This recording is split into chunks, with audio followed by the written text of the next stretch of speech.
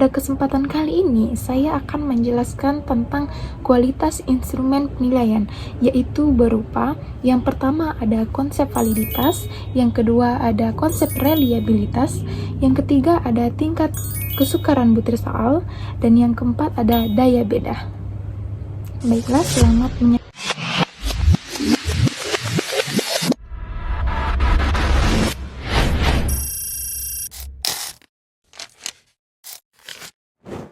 Baik, yang pertama itu ada validitas. Validitas adalah sejauh mana instrumen mampu mengukur apa yang sebenarnya ingin diukur. Instrumen dikatakan valid jika hasilnya benar-benar mencerminkan konsep atau kemampuan yang diukur. Nah, misalnya, soal matematika harus mengukur kemampuan matematika, bukan kemampuan membaca saja. Jadi, validitas ini memastikan soal atau alat ukur tersebut tepat dan sesuai dengan tujuan pengukuran.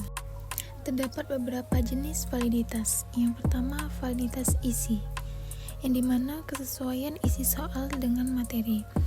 Yang kedua, validitas konstruk, kesesuaian dengan teori konsep.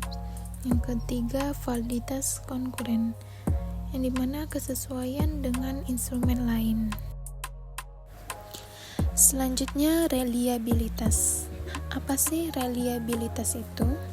Jadi, reliabilitas adalah seberapa konsisten hasil pengukuran soal atau tes itu jika dilakukan lebih dari sekali.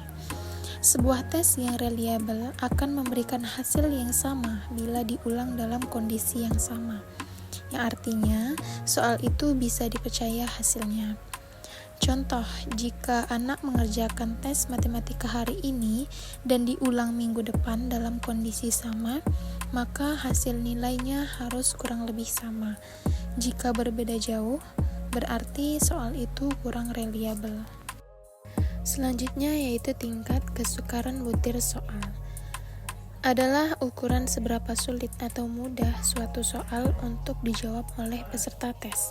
Nah, biasanya diukur dengan proporsi peserta yang menjawab benar.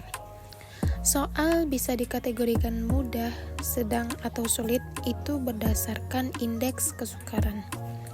Indeks tingkat kesukaran berkisar antara 0 hingga 1, yang dimana semakin besar nilainya, maka semakin mudah soal tersebut. Contohnya, soal yang jawabannya benar oleh 90% siswa berarti soal itu mudah.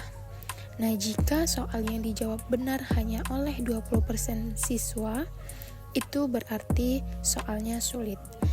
Jadi soal yang baik itu biasanya level kesukarannya sedang agar bisa membedakan siswa dengan kemampuan berbeda. Yang terakhir ada daya beda. Ini bisa diartikan dengan kemampuan soal untuk membedakan antara peserta yang memiliki kemampuan tinggi dan rendah.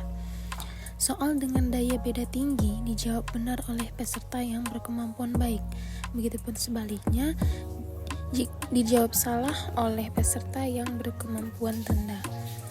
Hal ini penting untuk memastikan soal efektif dalam mengukur kemampuan peserta dengan tepat. Jadi soal yang baik itu akan memiliki daya beda yang tinggi, yang artinya siswa berkemampuan tinggi dapat menjawabnya dengan benar, sementara siswa berkemampuan rendah itu cenderung salah.